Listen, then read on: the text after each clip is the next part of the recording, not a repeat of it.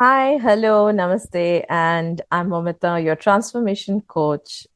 After an awesome start and four episode with 600 plus downloads, it is amazing to publish my fifth episode of my podcast, Rendezvous, the Transformation Story.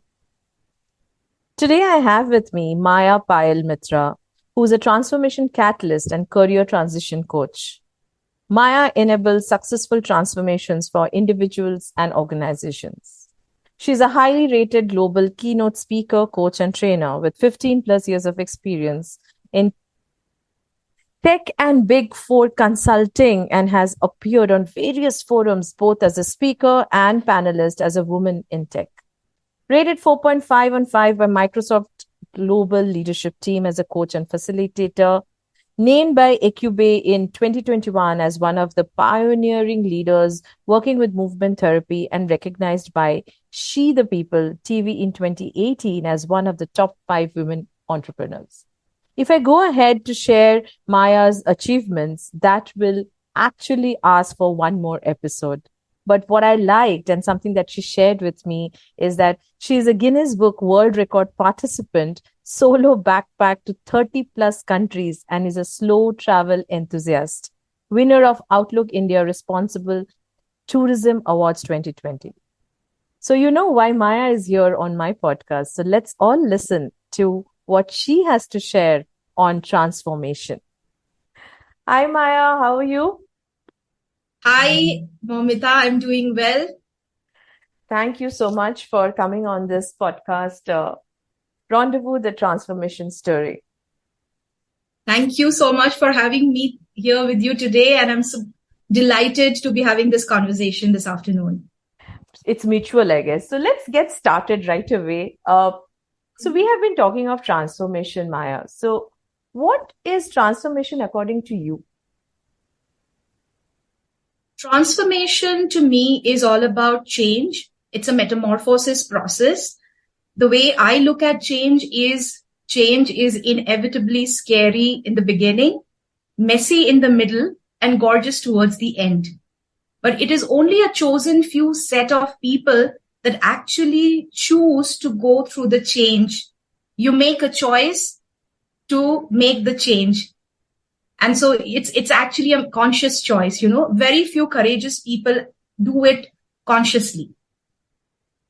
Amazingly put, metamorphosis, right? That's a big word again to explain transformation. But I think I really like the spirit where you're saying it's a choice that we make. So when was the first Absolutely. time that you came across transformation? I think for me, Momita, interestingly, for the first 2 decades of my life, I have pretty much lived the scripted life, which was what was being, parroted by society, by conditional thinking in terms of these are the markers of success. This is how one should or should not live life. And I pretty much went on to, being a box checker to do all the right things which were quoted or prescribed by society, by family, by parents, by teachers, and thereafter coming to a point in my life when I realized that I did everything for what was being told to me, but I did not quite do anything that I really wanted to do for myself. The self, the quote unquote self was lost in doing things for others. And therefore, I think that was for me my first moment of needing to show up more courageously. And therefore, the quest for transformation, for metamorphosis, which therefore led to me to a very different journey. It was more of a spiritual, a journey that made me experience metamorphosis, change, and transformation from a different perspective. And the way I look at it, it was the journey within and the journey without. Because I was actually traveling a lot in the external world as well, wherein I solo backpacked to 30 plus countries. And there was a lot of travel that was happening inside, which was also manifesting in the travel that was happening in the external world. I like this journey of self, right, in terms of transformation. And especially creating your own identity and keeping your own identity. So, Maya, I guess you or me, maybe some of us are blessed to even be aware that, yes, I need to do something for myself. So, according to you, in your experience, when you talk to people, what do you think is the trigger for transformation? What triggers this? Mm. It's a very interesting question, Momita, to actually sit with. And I think probably there isn't one answer to this question. There could be multiple, variants to this. And the way I look at it is there probably is something that you don't like or love, and you don't want to settle for less. The courage to say that, hey, this is not who I am, or this is not where I belong, or this doesn't suit me, and I know better and I need better. I think that is one of the ways when people show up more for themselves, to become more of their courageous self. And it's not an easy choice. It's definitely not an easy choice for a lot of people. But again, which is why it's so, Momita, it takes courage for one to realize and recognize that something is not working for me. When we feel stuck in a place that we don't like, and that's not a place that we feel we belong, that is, well, almost that is in many cases the trigger point for someone to recognize, acknowledge, and be aware of the fact that there is something that needs to be changed. Now, it's not an easy choice. It's a very courageous choice that one can make. Again, it's all about making those conscious choices. Now, one could easily decide to stay in a place of stuckedness and settle for less. And one could also take a bold, courageous step to break barriers and make a choice of standing out for themselves and making a bold choice to go through the transformation. And like if you remember in the beginning, I said that transformation to me is a metamorphosis process.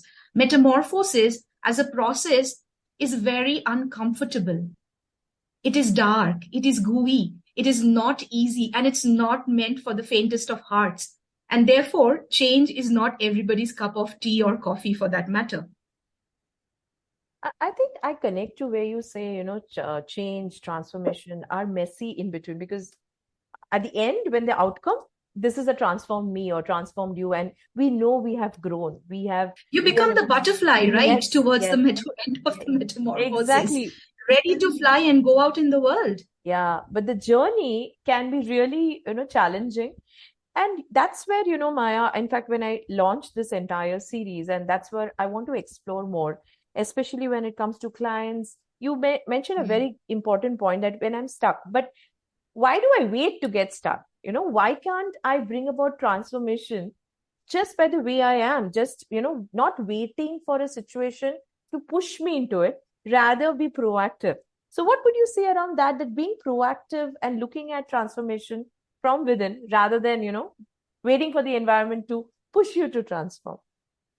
Oh, yes, absolutely. I think it takes definitely a sheer amount of self-awareness, really a lot of self-awareness, knowing where you are. And, this is also interesting because in my personal coaching experience, when I work with clients in their career transformation journey, career transition journey, um, one of the things that we start working on in the towards some of the initial sessions that I do work with them is to sit and identify and work with fears. That's an exercise. It's a fear setting exercise that I take them through. And I remember in one of the in one of such conversation with one of my coachee, I had actually asked her to, like, she had come back with a list of 19 items that she had described that these are my current fears. And so we said, okay, let's look at each one of them, and let's kind of dissect each one of them, and let's see which of these are actually out of my locus of control, things that you cannot change anything about, but you are constantly fretting about. Is there something you can do about it? Then why worry? If you can do something about it, then why worry? Isn't it so? You remember this video by Gaur Gopal Das, right? Which was very funnily, he put the message across like, if you can do something about it, then go ahead and make the change. If you cannot do something about it, then drop it. Don't sweat the small things. So I think it's a very, when we sit here and when you and me are talking uh, on this, and perhaps in our own coaching practice, we come across a lot of people and we are able to guide, we are able to mentor, we are able to coach. But not everyone gets this opportunity to come up and say, you know what, these are my 19 fears, or these are my, 12 things that I want to, or this is one thing, Myah, I really need to break through. So, what would you tell them? How would they know what is stopping them from that wow transformation that's awaiting in the next door, and they're still not aware? Yeah. So we start with, the other exercise that I kind of encourage my coaches to work with is to start identifying some of their self-limiting beliefs. Like and we actually, the truth is we all know that. We actually know what are our self-limiting beliefs, but many a times we don't acknowledge it. We are aware of it, but we don't acknowledge it. Therefore lies a big difference. And I specifically use this 3A principle, in my coaching practice, which is first is your awareness. Are you aware where you are of whatever your self-limiting beliefs are? Then do you acknowledge it? First of all, being aware, and then acknowledge that, yes, this is something which is perhaps limiting my progress. It is not allowing me to become the best version of myself.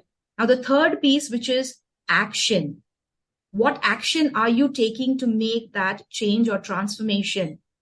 Because if you're aware that this is a habit which is self-limiting, which is not allowed, which is coming in the way of my progress, in the way of my success, what are you doing about it?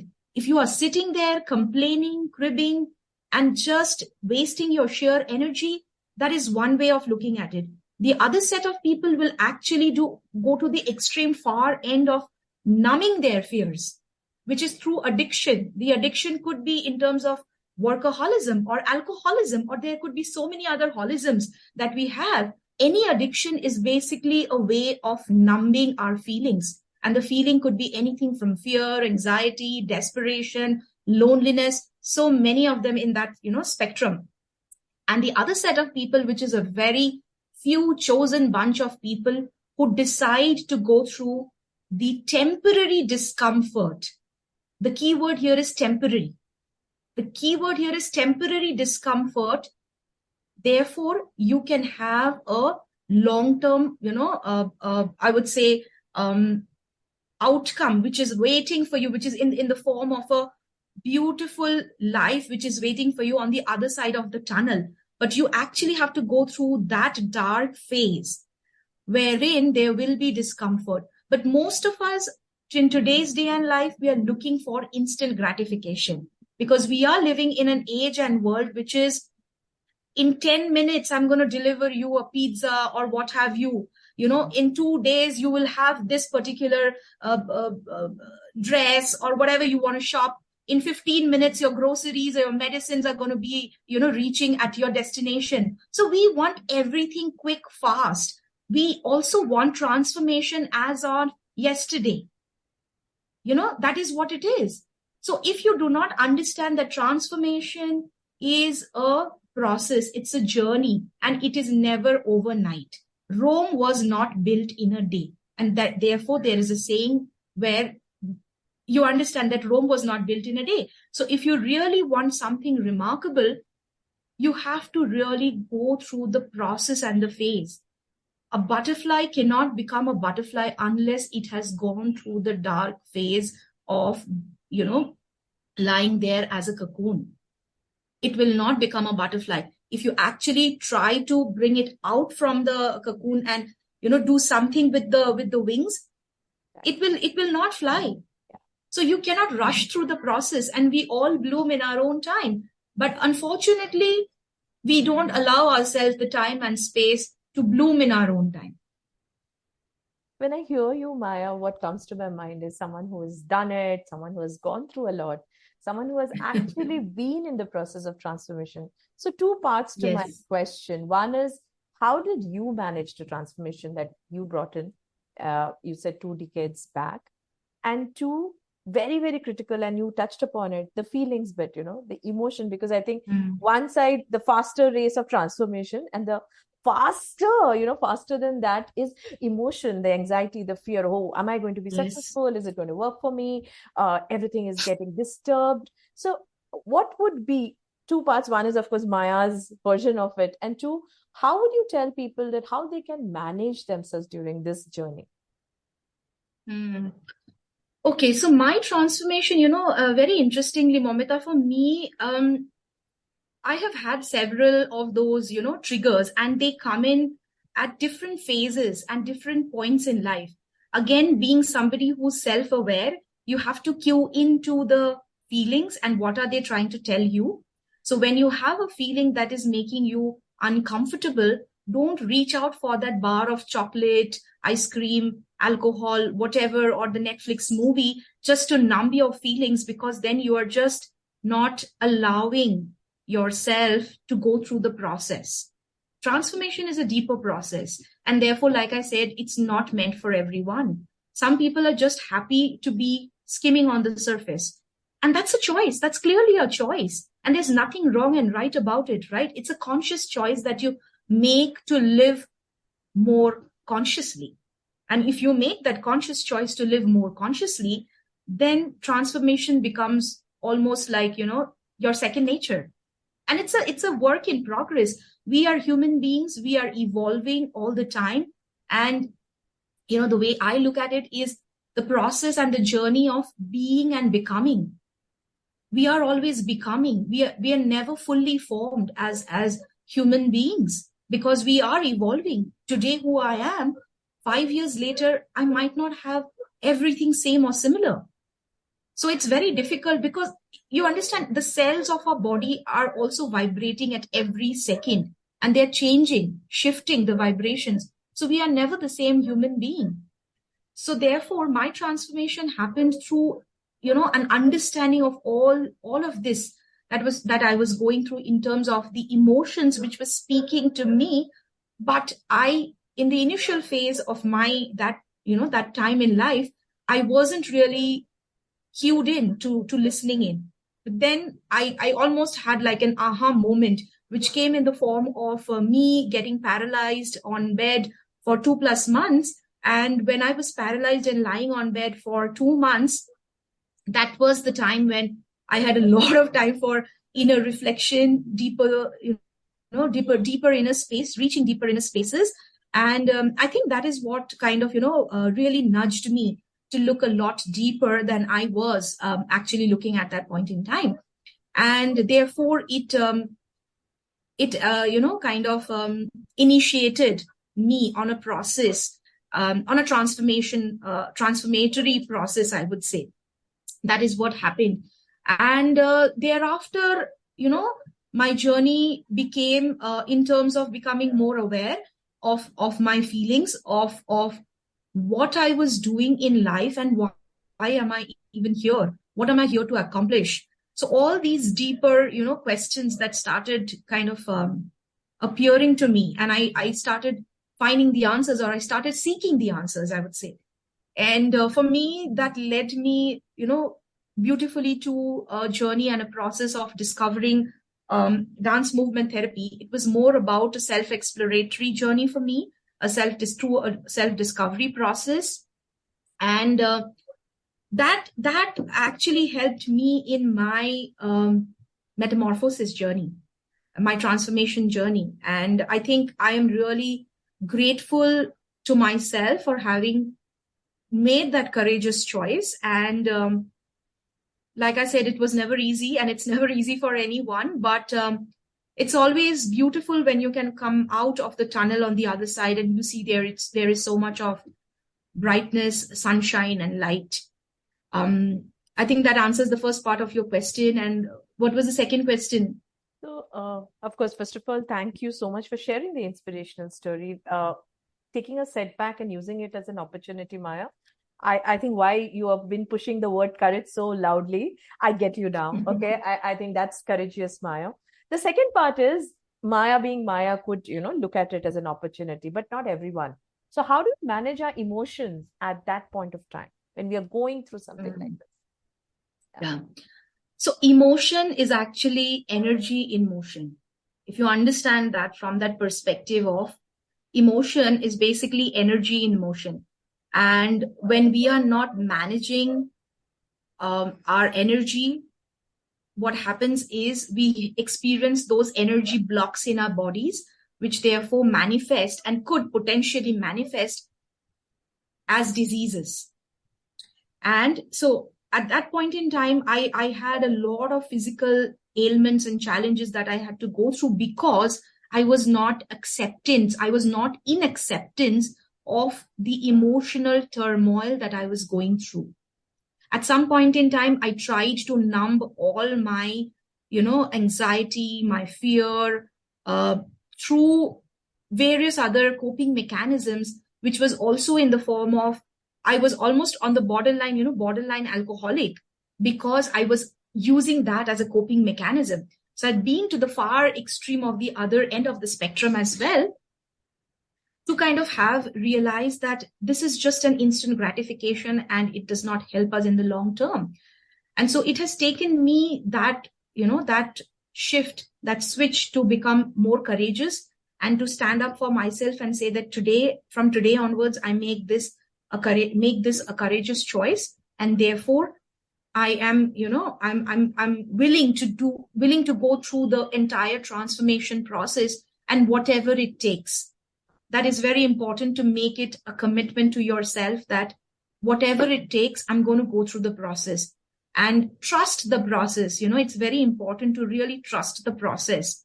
And so when somebody is going through that arc of really not knowing what is it that is there in front of me, there has to be an anchor. As long as you can find an anchor that can bring you back, that can really bring you back. For me, my anchor has always been my spiritual practices and, reconnecting with nature. These are the two anchors that I have used and I always use. For various different people, it could be various different things. But really finding that anchor, which really keeps you grounded and rooted and reminds you of your why. Why are you even embarking on a transformational journey? What is it that you are wanting to achieve, and what is it that you do not want to settle for, which is less than what you think you deserve of? So if you can really stay grounded and rooted in these questions, it will just really make it a lot more, I would say, I really don't want to use the word easier because it's not easy, but it will actually make it more, I would say, worth every moment. Really worth every struggle and every moment. And because you always will fall back to really understanding that why did I start this, whatever that this is for you. If you can really go back to that, I think that is when we can always come back to, this is what I'm feeling right now. And feelings are temporary. They do not stay with us unless we give them the power. So if we can really understand that feelings are temporary and we are not our thoughts. We are not our thoughts. It is just here for a moment. And it depends on how much power we give those thoughts to become, to overrule us, basically, to empower, to overrule us and to really kind of either empower us or disempower us. So there are a set of questions that when I work with my coaches, I actually encourage them to sit with those questions, to ask themselves those questions in those challenging moments, to really go back. And one of the very easiest ways to, really fall back into your body and your feeling, in the feeling zone, is to breathe deeply. When we are breathing, when we just kind of, if you're feeling anxious and let's say you're feeling fearful, maybe before you're going up on a stage or you have to give a presentation, etc., just go back to your breath and see how deeply or shallowly you're breathing. That is a cue for you to know how you're feeling in the moment. It's not about just saying that, oh, I'm not feeling anxious right now. Acknowledge it. And here I use another principle, which is a 3N principle, which is basically first is you notice. The 3N is notice. Notice the emotion, the feeling that you are experiencing right now. Name it. Name the emotion or the feeling. And then find a way to neutralize it. Notice, name, and neutralize. There goes my 3A and 3N. I was trying to implement the 3N right away. Notice, neutralize, and go back to neutralize. Notice, name, and neutralize. Name and neutralize, yes. And I think naming is very, very critical, and at the same time also not very easy, because it will it's important to that's exactly what it is, Momita, because it's important to name the feeling and call it out and say that, hey, you know what? For example, if you think that if the feeling is I am fearful, but it is something which is a story that is playing outside your mind. You have to understand that this is just a feeling. It is not who I am. So if you can separate yourself out from it, then it becomes so much more easier to neutralize that feeling. Yeah, I think, I mean, this is a topic which is really close to you as well as me, and I guess we can go on and on. But if I have to just summarize, the key words, Myah, that is there still now with me is, of course, being courageous, making that choice, okay? Being patient. I think too many times you have said it's temporary, but it's a journey. The feeling is temporary. The downness or the sadness or that anxiety is temporary, but it's a process. So patience, I think that's something very, very critical. I loved your point when you said, the why bit. Why am I doing all this? If I am not clear on it, I will always go back and fall back and, get distracted everywhere. And last but not the least, being in the moment, breathing. It's such a powerful tool that all of us have. And how many of us actually use it? We all look for external stuff. I think that was my cherry, the lovely way you said, just breathe. And it's so simple, right? And how many of us do it? Even now when we are talking, are we taking that pause and actually breathing in and saying, how am I feeling in this conversation, right? So I think, of course, we are all work in progress. I agree to that. But one question that comes in my mind, Myah, and looking at you as very, like energetic and, have been a lot of smiles, a lot of stories, and a lot of statements that you have been using. What is one thing that you would like to transform about yourself? That hasn't happened yet. Is that what you mean? That's a good one. Because, like I said, transformation processes are definitely dark and gooey. I'm like, bus ho gaya hai. I have had enough, if not more. Sure. No, but I think I am so for me, my current transformational journey is, probably, I don't know if it's the last leg, but if I can be a fortune teller, which I'm not, but I'm just kind of trying to see, it's probably one of those last legs of myself being in the transition journey, of, a kind of moving out of a corporate, stable, secured life and jumping onto the uncharted waters and sailing out into the uncharted waters of an entrepreneurial sphere. I think that is one of the transition that I'm currently also experiencing. And, like I said, I am right now in that messy middle of going through my entrepreneurial space. It is extremely nerve-wracking, extremely discomforting at times. But at the same time, what is also encouraging is that every time I feel low, I always go back to revisiting the reason why I started what I started. Wonderful. And therefore, I always, when I coach with my clients and my coaches, I always go back and, ask them to really, really make themselves so much rooted and grounded in their why. And this is what I share with them always.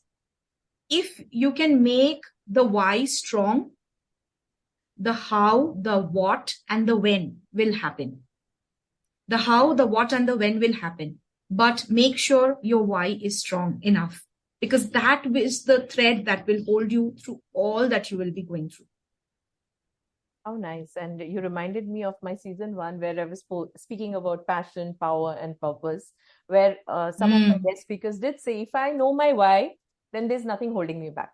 Everything will fall in place.